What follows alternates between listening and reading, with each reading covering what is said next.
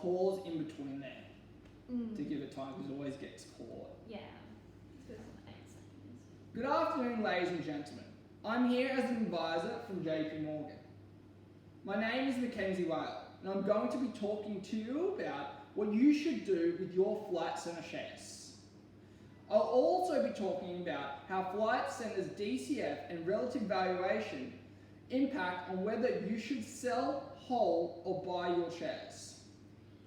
Lastly, I'll discuss the current travel industry as a whole and how Flight Centre is performing as a whole company within this travel industry.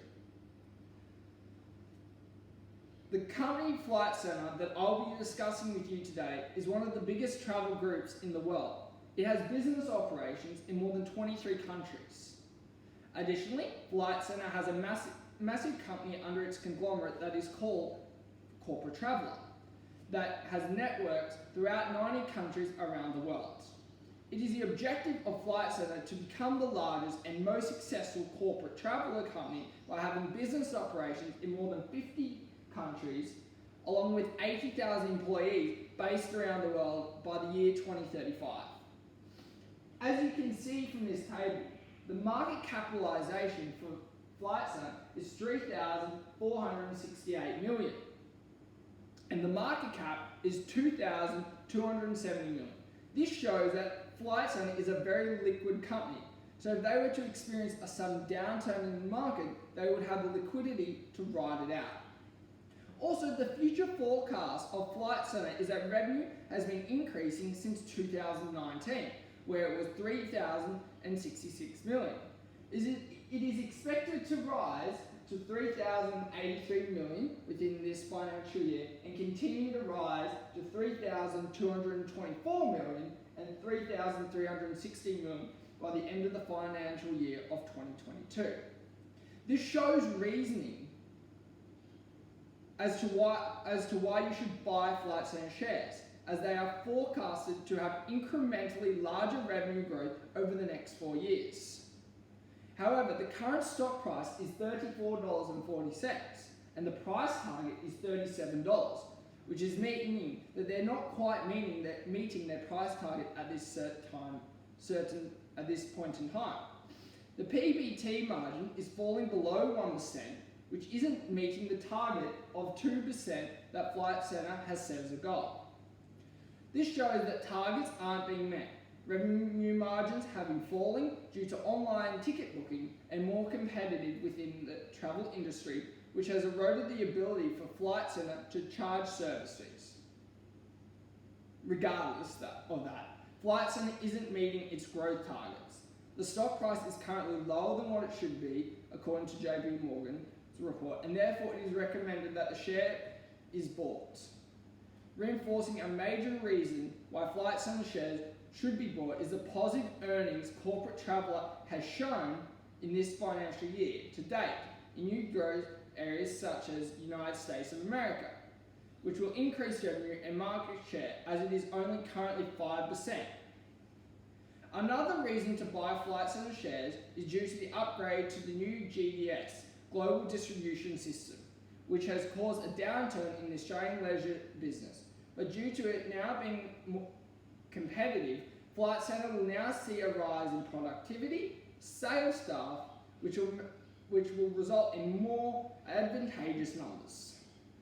The Flight Centre Enterprise Bargaining Agreement has been ratified and has led to the direction of the company that has moved back to cost cutting and growth of Flight Centre.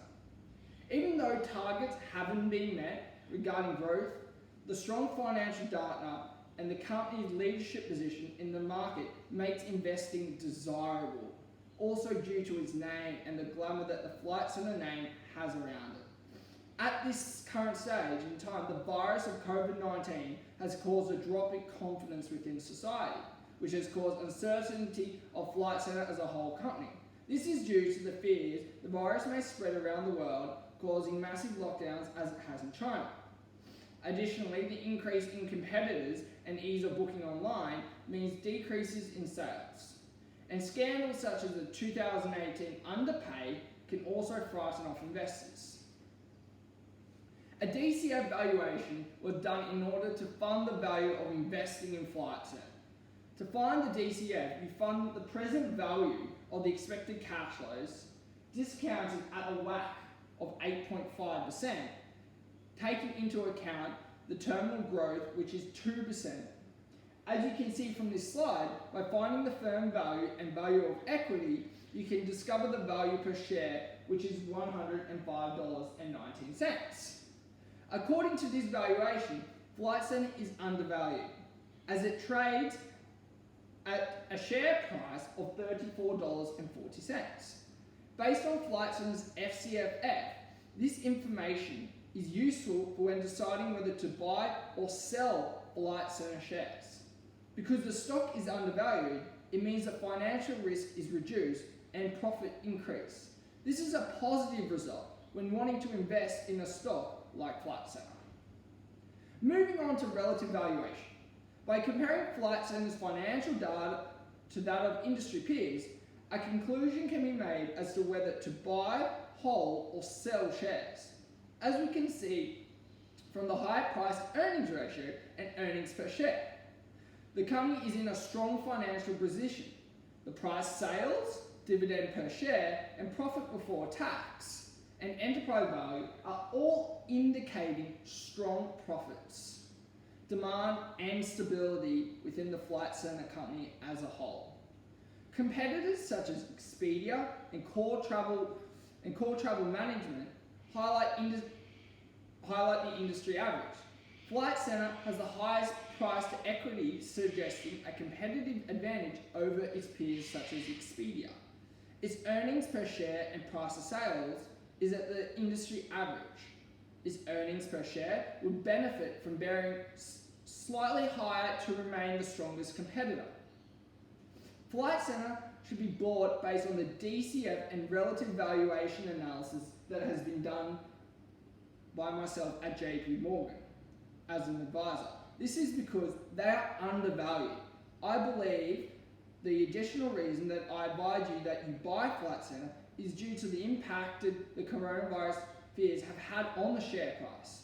The recommendation is also solidified through the potential expansion opportunities Flight Centre has planned.